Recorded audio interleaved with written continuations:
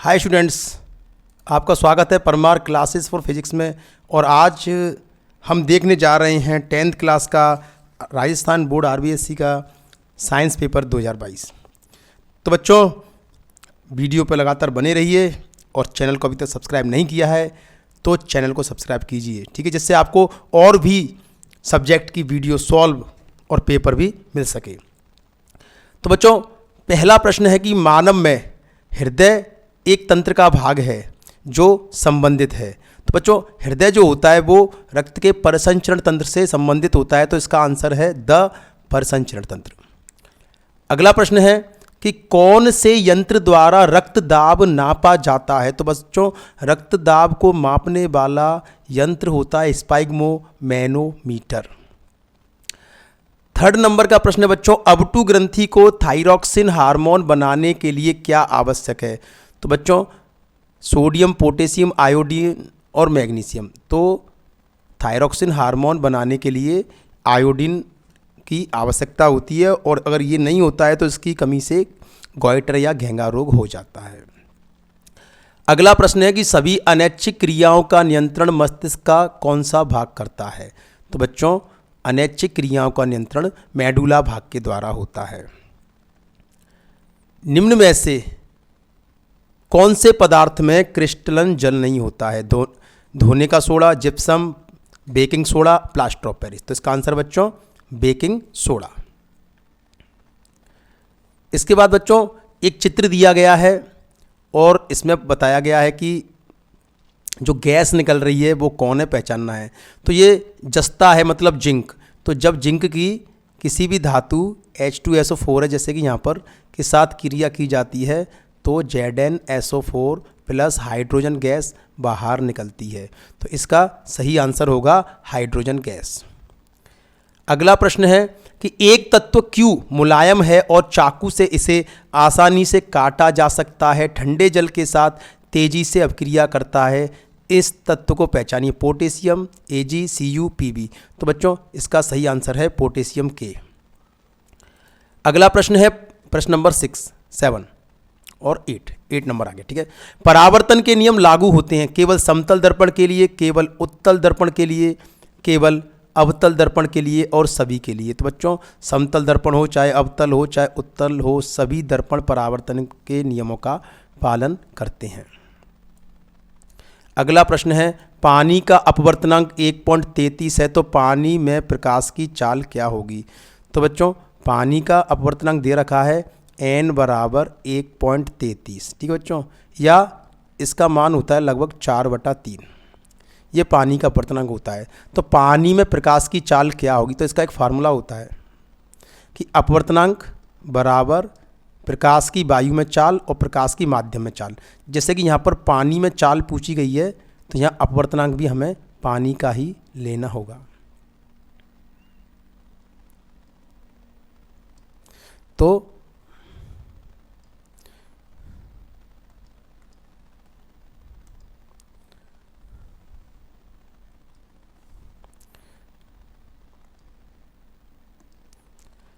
तो यह सूत्र लिखेंगे। तो पानी में अगर हमें चाल चाहिए,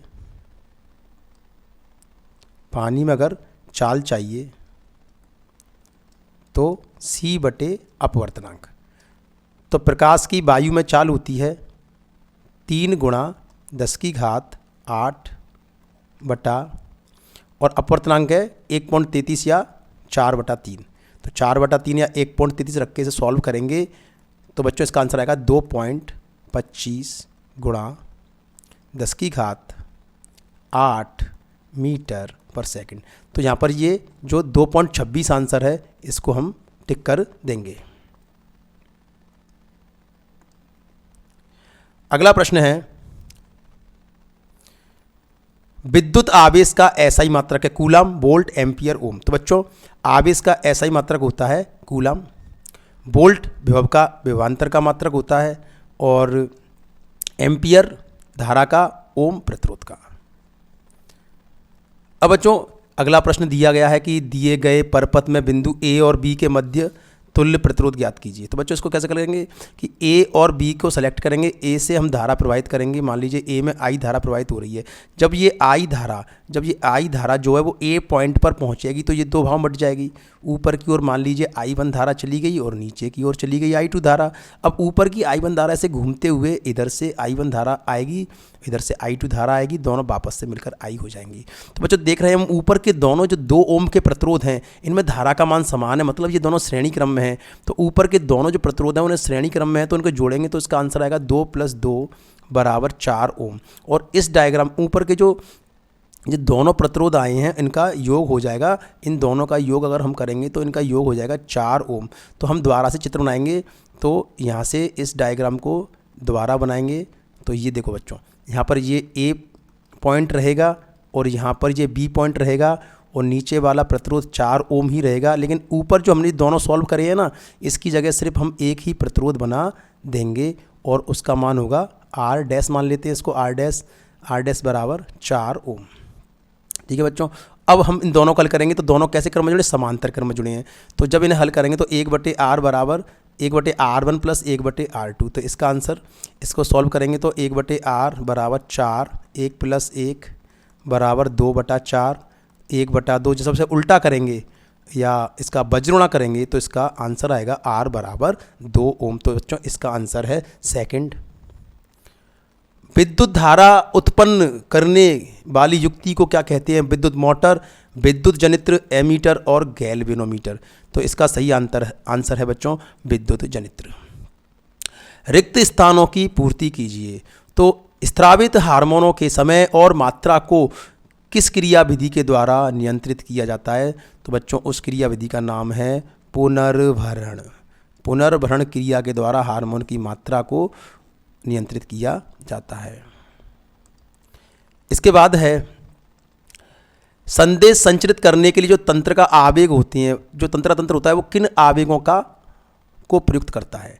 तो बच्चों जो आवेग होते हैं वो विद्युत के रूप में और रसायन के रूप में आगे जाते हैं। तो विद्युत लिख सकते हैं या रासायनिक, दोनों संकेतों के रूप में जो आवेग होती हैं वो गमन करते हैं। पारेतंत्र में एक पोषी स्तर से दूसरे पोषी स्तर में ऊर्जा की हानि होती है।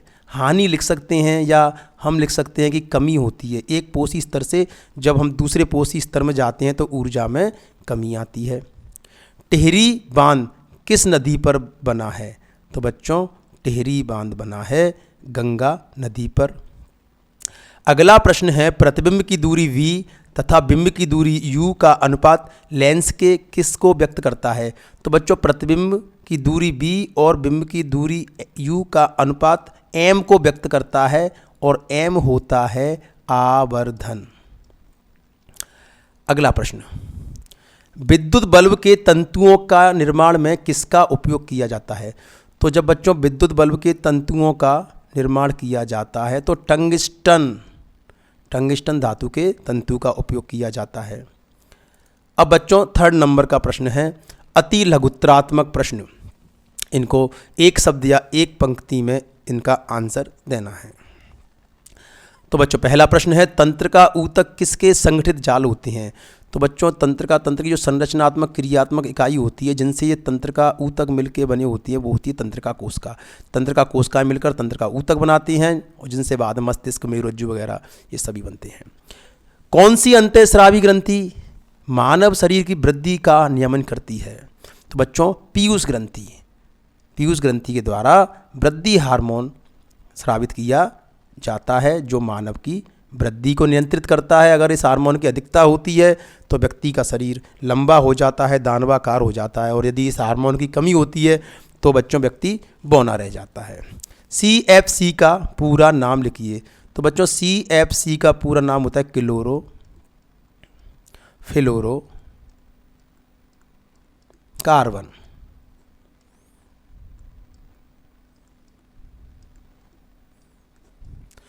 अगला प्रश्न है मानव में के कौन से अंग में कॉलीफॉर्म जीवाणु पाया जाता है? तो बच्चों मानव की आंत के अंदर कॉलीफॉर्म नामक जीवाणु पाया जाता है। पुनर्चक्रण क्या है? तो बच्चों जैसे हम लोहे की चीज़ें वस्तुएं लेते हैं तो उन्हें उपयोग करने के बाद उन्हें हम बेच देते हैं और फैक्ट्रियों में भेज देते हैं। जहाँ पर ऊर्जा का उपयोग करके पिघलाकर उनसे नई वस्तुएं बनाई जाती हैं। इस तरीके से इन्हें इस क्रिया को पुनर्चक्रण कहते हैं। इसमें ऊर्जा खर्च होती है। संतरे में पाए जाने वाले अम्ल का नाम लिखिए। तो संतरे में पाए जाने वाला अम्ल है बच्चों सिट्रिक अम्ल। अब बच्चों अम्ल के जलीय विलयन द्वारा विद्युत के संचालन का नामांकित चित्र बनाइए। बच्चों 2 चैप्टर में ये चित्र आपको मिल जाएगा, तो वहाँ पर जाकर आप इसे देख लीजिए, क्योंकि बनाना यहाँ पर पॉसिबल नहीं है, वीडियो बहुत लंबी हो जाएगी, टाइम भी नहीं है। स्वाद के आधार पर अम्ल व क्षार में अंतर लिखिए। तो बच्चों अम्ल जो होते हैं वो स्वाद में खट्टे होते हैं, जो भी खट्टी चीज़ें होती हैं उनके अंदर अम्ल पाया जाता है, जबकि जो क्षार होते हैं वो स्वाद में कड़वे होते हैं। दंत क्षय का कारण लिखिए। तो बच्चों दंत क्षय का कारण है मुंह की पीएच बढ़ जाना, मतलब मुंह में अम्ल बन जाना। अगर उसको ज़्यादा लिखना है तो लिख देंगे कि जब हम रात्रि में भोजन करते हैं तो हमारे दांतों के बीच में भोजन के कण फंसे रह जाते हैं, तो रात्रि में जीवाणुओं के द्वारा जब इनका अपघटन किया जाता है तो मुंह में अम्ल बनता है, जिससे मुंह की पीएच गिर जाती है, जिससे दांत लगातार संचारित होते हैं। प्रश्न नंबर 10, किसी विद्युत परपथ में धारा नियंत्रक का कार्य क्या है। बच्चों वैसे तो धारा नियंत्रक का कार्य क्या होता है, धारा नियंत्रक परपथ में प्रवाहित होने वाली धारा को कम या ज़्यादा करने का काम करता है। और ये कैसे करता है कि ये प्रतिरोध के मान को परिवर्तित करता है, जिससे उसकी धारा नियंत्रित हो जाती है। अब अगला है प्रश्न कि प्रत्यावर्ती धारा और दिष्ट धारा में क्या अंतर है। तो प्रत्यावर्ती धारा ऐसी धारा होती है जिसका परमाणु दिशा समय के साथ आवर्ती रूप से परिवर्तित होता है, जबकि दिष्ट धारा जो होती है उसके परमाणु दिशा समय के साथ परिवर्तित नहीं होता है। किसी विद्युत धारावाही लंबी प्रणालिका के भीतर उत्पन्न चुंबकीय क्षेत्र किस प्रकार का होता है। तो बच्चों एक प्रणालिका के भीतर जो चुंबकीय क्षेत्र होता है वो एक समान होता है या समरूप होता है। तो एक प्रणालिका के अंदर जो चुंबकीय क्षेत्र होता है वो हमें एक समान या समरूप मिलता है। अगला प्रश्न है, जो बच्चों ज़्यादा बड़े भाषा के प्रश्न हैं उनको मैं नहीं बोल पाऊंगा, वीडियो बहुत लंबी है। जो छोटे छोटे प्रश्न हैं न्यूमेरिकल हैं उनको मैं जरूर सॉल्व कराऊंगा आपके लिए। जैव विकास प्रक्रम में जीवाश्म की क्या भूमिका है। और अगला 5वां प्रश्न है, मानव में दोहरा परिसंचरण क्यों आवश्यक है। प्रश्न नंबर 6, मेढक और छिपकली के समजात अंग का चित्र बनाइए। बच्चों इस तरह के प्रश्नों की किसी ने उम्मीद नहीं की थी कि मेढक और छिपकली के चित्र पूछे जाएंगे, कि बच्चे वैसे भी कमज़ोर रहते हैं चित्र बनाने में, लेकिन इस टाइप का प्रश्न बोर्ड वालों ने दिया है तो बहुत ही ज़्यादा आश्चर्यजनक है। अगला प्रश्न है, पारितंत्र में उत्पादक व उपभोक्ता किसे कहते हैं। तो ये छोटा सा आंसर इसका, उत्पादक ऐसे जीव जो अपना भोजन स्वयं बनाते हैं उत्पादक कहलाते हैं या स्वयंपोषी कहलाते हैं, जैसे कि पेड़ पौधे। और उपभोक्ता किसे कहते हैं, वे जीव जो अपना भोजन स्वयं नहीं बनाते हैं और भोजन के लिए प्रत्यक्ष या अप्रत्यक्ष रूप से स्वयंपोषी पर निर्भर रहते हैं, उपभोक्ता कहलाते हैं। बस इतना ही लिखना है। लोहे धातु पर भाप की क्रिया का नामांकित चित्र बनाइए। तो बच्चों ये चित्र भी आपको मिल जाएगा। लवण के विलयन की चालकता की जांच का नामांकित चित्र बनाइए। यही बच्चों चित्र आपको देखना पड़ेगा। 10 नंबर है, मैग्नीशियम रिबन का वायु में दहन कर बाच गिलास में इकट्ठे होने वाले उत्पाद के नाम सहित चित्र बनाइए। तो बच्चों इसमें मैग्नीशियम ऑक्साइड जो उत्पाद बनेगा उसका चित्र आपको बनाना है। अगला प्रश्न है, ऊष्मा शोषी और ऊष्मा क्षेपी अभिक्रियाओं को परिभाषित कीजिए। तो ऊष्मा शोषी अभिक्रिया क्या होती है, जब किसी रासायनिक अभिक्रिया में ऊष्मा अवशोषित होती है तो उसे ऊष्मा शोषी अभिक्रिया कहते हैं, और जब किसी रासायनिक अभिक्रिया में ऊष्मा उत्सर्जित होती है, बाहर निकलती है, तो उसे ऊष्मा क्षेपी अभिक्रिया कहते हैं। तन्य को परिभाषित कीजिए। ऐसे पदार्थ जिनको खींचकर उनसे हम लंबे लंबे तार बनाते हैं, इसे तन्यता कहते हैं। ऐसे पदार्थों में पाए जाने वाले गुण को तन्यता कहते हैं। और सबसे अधिक तन्य धातु बच्चों सोना होती है, सोना।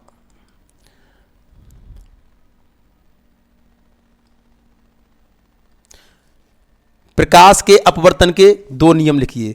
तो बच्चों प्रकाश के अपवर्तन के 2 नियम हैं। प्रकाश के अपवर्तन का जो पहला नियम है, इस नियम के अनुसार कि आपतित किरण प्रकाश की और अपवर्तित किरण और अभिलंब दोनों एक ही तल में होते हैं।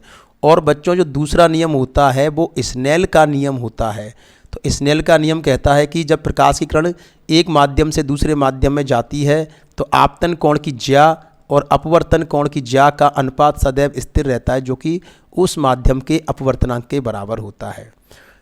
अब अगला प्रश्न बच्चों डेरिवेशन है। ये श्रेणी क्रम में संयोजित 4 प्रतिरोध को R1, R2, R3, R4 के तुल्य प्रतिरोध ज्ञात करने के सूत्र की व्युत्पत्ति कीजिए। तो बच्चों 4 प्रतिरोध श्रेणी क्रम में जुड़े हैं, हमने जो बुक में पढ़ रखा है उसमें 3 प्रतिरोध जुड़े रहते हैं ज़्यादातर, तो बस ऐसे ही तीनों का निकालते उसी प्रकार से 4 का निकालेंगे और लास्ट में जो इसका आंसर आएगा वो आएगा R1 प्लस R2 श्रेणी क्रम का है तो प्लस R3 प्लस R4।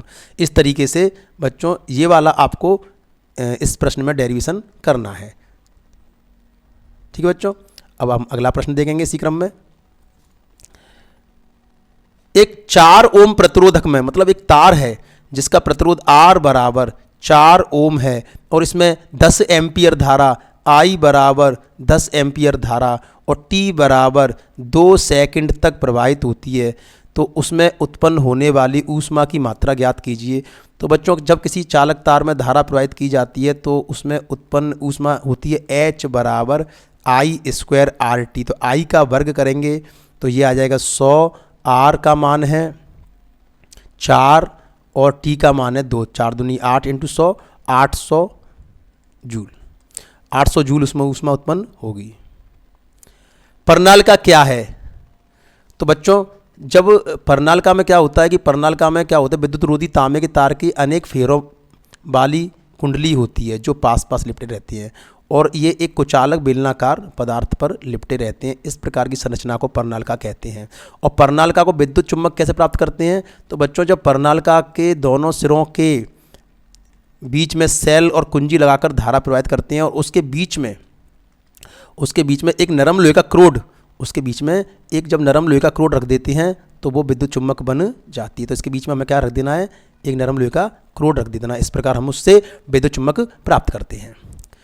प्रश्न नंबर 17, प्रकाश संश्लेषण प्रक्रम में होने वाली तीनों घटनाओं को समझाइए।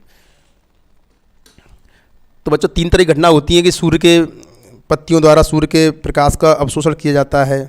ठीक है बच्चों, और इसमें भोजन का निर्माण होता है, ग्लू का निर्माण होता है। इस तरीके से 3 घटनाएं होती हैं। गैसों के विनिमय के लिए मानव फुफ्फुस की कार्य प्रणाली को समझाइए। और 18 नंबर है प्लेन एरिया का चित्र बनाइए। तो बच्चों ये वाला चित्र आप लोगों में से किस किस का सही गया है, क्योंकि हमने कभी सोचा नहीं है कि इस टाइप के प्रश्न भी आते हैं। तो प्लेन एरिया का कुछ इस प्रकार का इसमें चित्र है। इसमें जो आंखें होती हैं सिर्फ ऐसे बिंदु के रूप में होती हैं। ठीक है, और विकासीय संबंध में जीवाश्म के महत्व को समझाइए। मेंडल के किसी एक विकल्पी जोड़े के संकरण को आरेख द्वारा समझाइए। मतलब एक विकल्पी जोड़े मतलब सिर्फ एक जोड़ी लक्षण लेने हैं, जैसे कि लंबापन और बौनापन। तो जैसे लंबे और बौने में क्रॉस कराते हैं तो F1 पीढ़ी प्राप्त होगी, कैपिटल टी स्मॉल टी में क्रॉस कराएंगे तो F1 पीढ़ी प्राप्त होगी, जिसमें सभी भी पादप लंबे प्राप्त होंगे। फिर F1 पीढ़ी में स्व परागण कराएंगे तो F2 पीढ़ी प्राप्त होगी। तो वो पूरा की पूरा आपको डेरिवेशन चित्र बनाकर उसका पूरा की पूरा लिखना है। अगला प्रश्न है कि ऑक्सीकरण या उपचयन अभिक्रिया को उदाहरण से समझाइए। तो बच्चों जब किसी पदार्थ में ऑक्सीजन का योग होता है या हाइड्रोजन की कमी होती है तो उसे ऑक्सीकरण अभिक्रिया कहते हैं। कोई सी भी लिख सकते हैं कि C+O2 बराबर CO2, Mg+O2 बराबर MgO। ये सभी कौन सी अभिक्रिया बच्चों? ऑक्सीकरण है, इनमें ऑक्सीजन का योग हो रहा है। अब हमें ये समीकरण संतुलित करनी है बच्चों इसमें।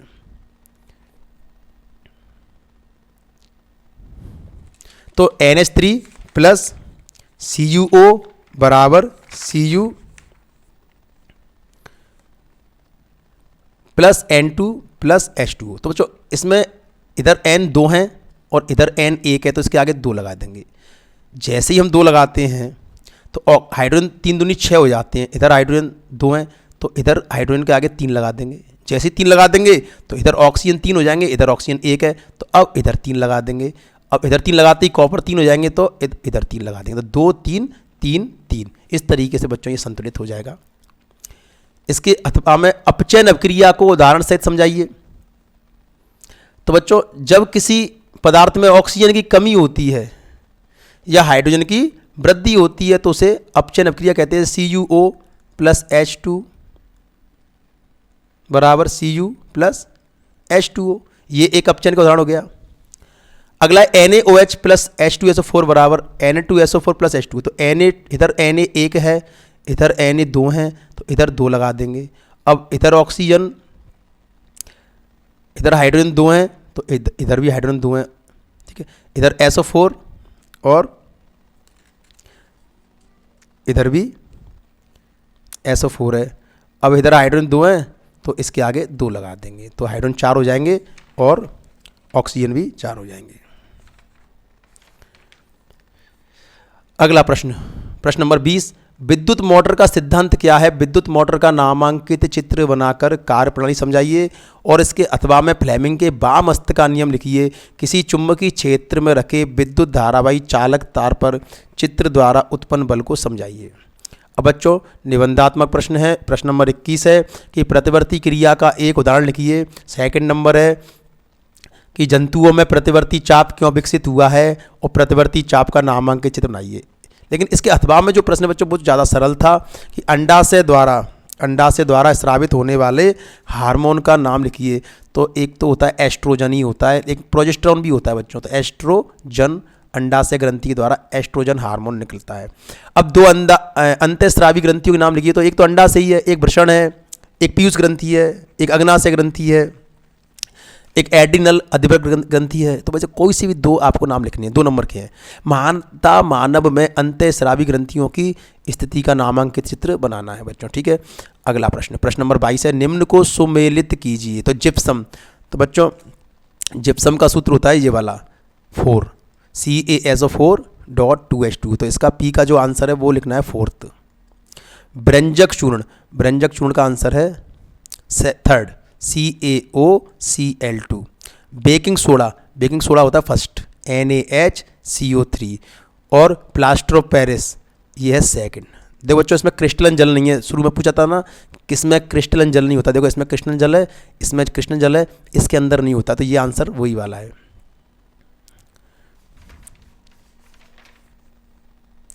जब साधारण नमक के जलीय विलयन में विद्युत धारा प्रवाहित की जाती है तो सोडियम हाइड्रोक्साइड के साथ 2 गैसें XY निकलती हैं। तो साधारण नमक मतलब NaCl के जलीय विलयन मतलब H2O में विद्युत धारा प्रवाहित की जाती है। तो पता है बच्चों क्या बनता है?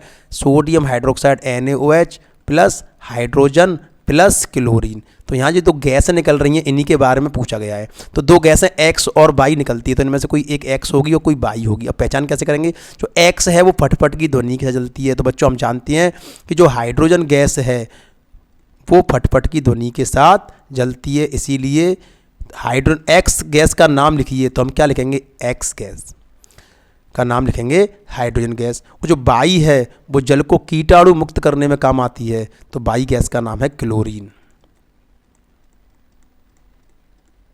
तो X और Y के नाम पूछे गए हैं, तो X गैस का नाम है हाइड्रोजन गैस और Y गैस का नाम है क्लोरीन।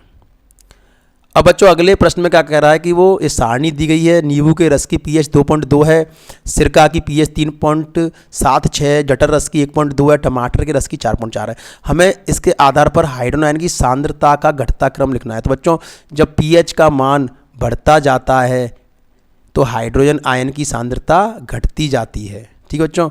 तो अगर हम इन सभी को pH के बढ़ते क्रम में लगा देंगे तो वो हाइड्रोजन आयन सांद्रता का घटता क्रम हो जाएगा। तो सबसे ज़्यादा pH किसकी होती है बच्चों? जठर रस की। तो जिसमें सबसे ज़्यादा हाइड्रोजन आयन होते हैं। उससे कम pH होती है नींबू के रस की, तो इसमें उससे कम हाइड्रोजन आयन होंगे। इससे ज़्यादा pH सिरका की, तो इसके हाइड्रोजन आयन और कम होंगे, और उससे ज़्यादा है टमाटर के रस की। तो इस प्रकार अगर हम जाएंगे तो हाइड्रोजन आयन की सांद्रता घटने लग जाएगी।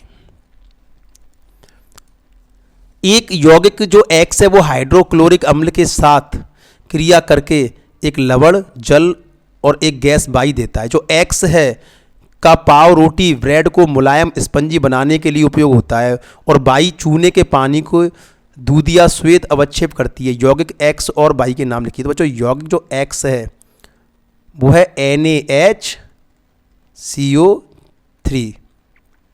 खाने का सोडा, बेकिंग सोडा, खाने का सोडा लिख देंगे, बेकिंग सोडा लिख देंगे, या सोडियम हाइड्रोजन कार्बोनेट लिख देंगे। जबकि Y जो है वो है CO2 gas, carbon dioxide gas. इनके नाम लिखनी है तो हम यहाँ लिख देंगे कार्बन डाइऑक्साइड गैस।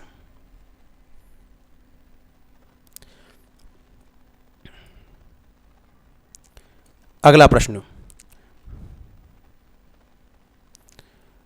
कि अवतल दर्पण के मुख्य फोकस की परिभाषा लिखिए। तो बच्चों अवतल दर्पण के मुख्य फोकस की परिभाषा क्या होती है? जो अवतल दर्पण है, ये एक अवतल दर्पण है और ये मुख्य अक्ष। तो जब कोई प्रकाश की किरण अवतल दर्पण पर इस तरीके से मुख्य अक्ष के समांतर आपतित होती है तो परावर्तन के बाद वह मुख्य अक्ष के जिस बिंदु से होकर गुजरती है उसे ही अवतल दर्पण का मुख्य फोकस कहते हैं। तो बच्चों ये तो परिभाषा हुई एक। अब हम इसका अगला प्रश्न देखेंगे कि वो पूछ रहा है कि एक 4 सेंटीमीटर बिंब का साइज कितना है?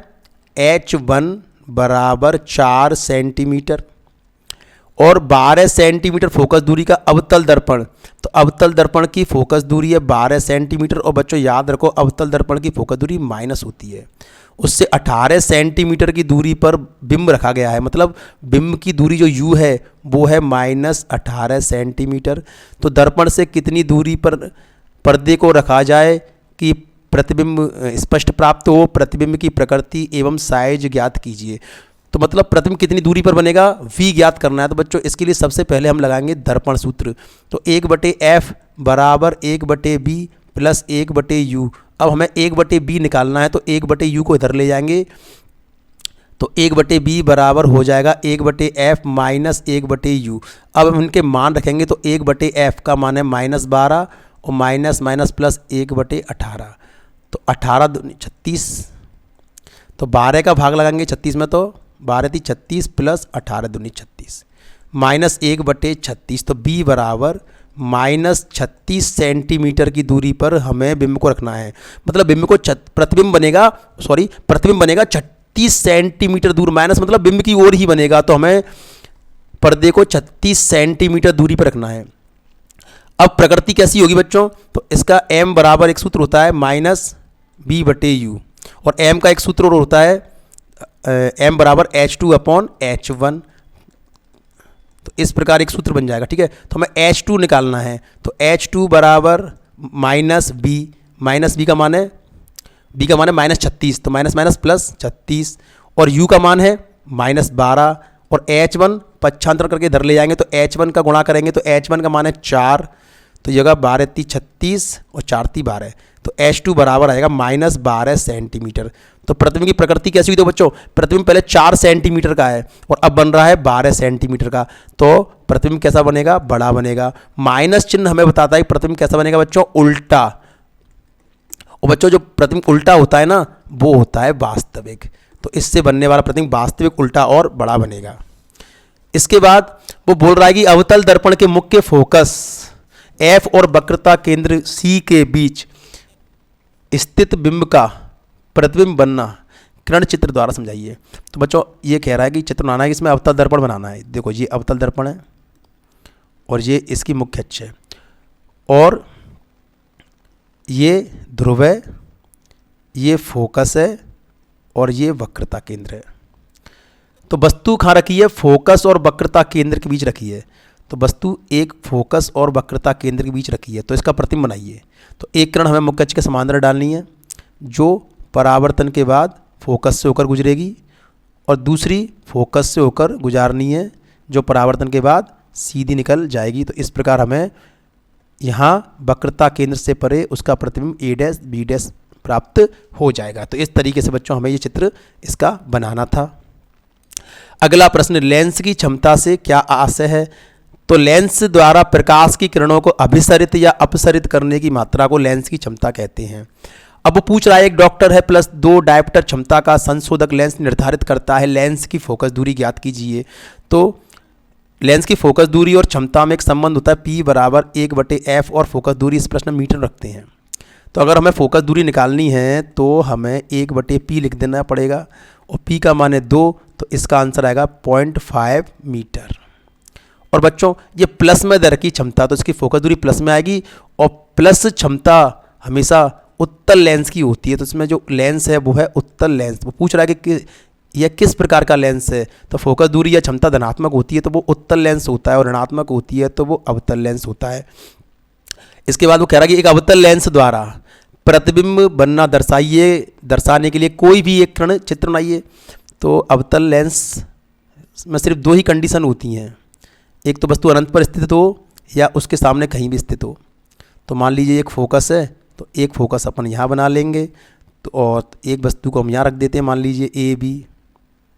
तो एक किरण को अगर हम मुख्य अक्ष के समांतर डालेंगे तो वो अपवर्तन के बाद दूर हट जाएगी और फोकस से आती प्रतीत होगी, और अगर हम दूसरी किरण को प्रकाश के केंद्र से गुजारेंगे तो बिना मुड़े वो सीधी निकल जाएगी। तो इस प्रकार इसका यहाँ पर ए डैश और बी डैश प्रतिबिंब बन जाएगा।